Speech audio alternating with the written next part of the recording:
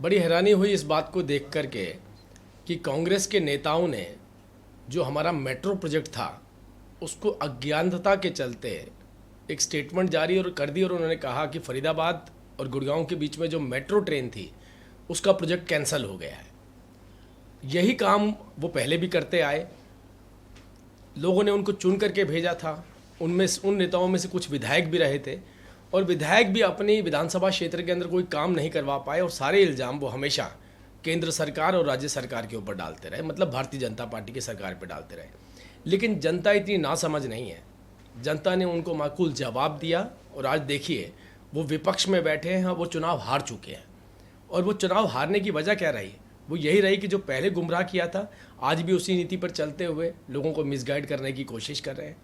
मैं आपको बताना चाहता हूं कि गुड़गांव और फरीदाबाद के बीच में RRTS जो एक बेहतर व्यवस्था है, रैपिड ट्रांजिट की जो बेहतर व्यवस्था है, उसको लागू किया जा रहा है, जिसके अंदर क्योंकि फरीदाबाद और गुड़गांव के बीच में मैक्सिमम एरिया जो है वो अरावली का आता है, अरावली पर्वत का आता है, जिसको हम जंगल भी कह सकते हैं। फॉरेस्ट की लैंड बहुत सारी आती है, बहुत सारे स्टेशंस के बीच में ज़रूरत नहीं होती है, ताकि जल्दी लोगों का आवागमन हो सके, वहाँ से फास्टेस्ट ट्रेन लोगों को मिले गुड़गांव और फरीदाबाद की।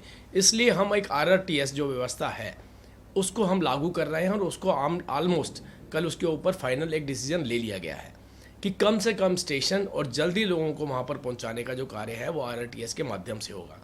इनकी स्टेटमेंट जो अभी इन्होंने दी उसने कहा कि मेट्रो का प्रोजेक्ट कैंसिल हो गया, जबकि कल हमारे माननीय मुख्यमंत्री जी ने बाकायदा प्रेस कॉन्फ्रेंस करके बताया कि हम एक बेहतर व्यवस्था देने वाले हैं RRTS के माध्यम से, और फरीदाबाद और गुड़गांव के बीच में जो ट्रेन चलेगी उसका जो स्पीड होगी वो मेट्रो से बहुत ज़्यादा तेज़ होने वाली है, उसके स्टेशंस भी कम होने वाले हैं।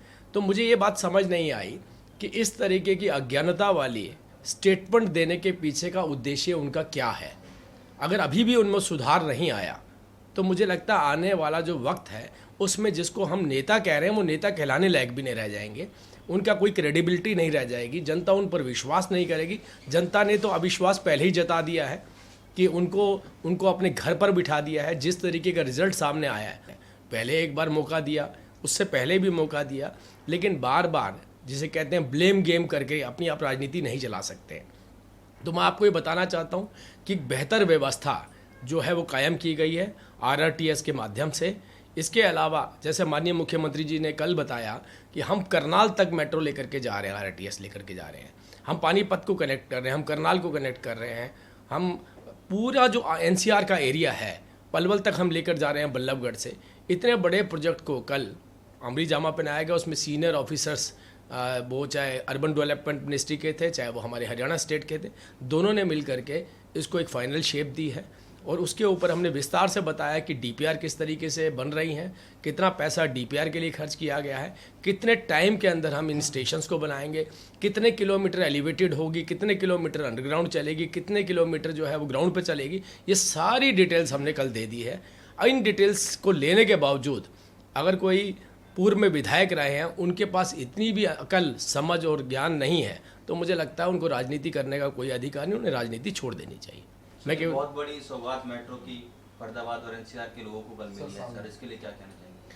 देखिए, मैं आपको यही बताना चाह रहा हूँ कि फरीदाबाद के अंदर सबसे बड़ी कनेक्टिविटी जो अब होने वाली है, क्योंकि जो फिजिबिलिटी है मेट्रो की वो फरीदाबाद और गुड़गांव के बीच में नहीं हो सकती है, क्योंकि स्टेशंस बहुत कम हैं और स्टेशंस के ऊपर बहुत लागत आती है। तो एक बेहतर व्यवस्था, उससे भी बेहतर व्यवस्था हमने दी है।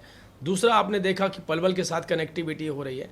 हम करनाल को बड़ा दूर मानते थे दिल्ली से, और हम वैसे उन बुक्स तो हम उसको कहते थे NCR में, कभी किसी ने कल्पना नहीं करी थी कि करनाल तक भी हमारी जो है मेट्रो जा सकती है। हम करनाल मेट्रो लेकर के जा रहे हैं। गुड़गांव के अंदर भी हमने एक अलग से अरेंजमेंट किया है कि जो इंटरनल गुड़गांव है उसको भी लिंक्ड करें मेट्रो के साथ, वो भी हमने पुराने गुड़गांव को भी उसको भी हमने अलाइन किया। एक नई प्रोजेक्ट रिपोर्ट बनी है उसके ऊपर और उसका भी विस्तार किया जा रहा है। तो पूरा जो NCR है हमारा दिल्ली का, हरियाणा जिसमें मैक्सिमम कवर होगा, वो हमारे इस ट्रांजिट व्यवस्था के तहत ये जो हमारी मेट्रो है या RRTS है उसके माध्यम से हम इसको कनेक्ट करने वाले हैं।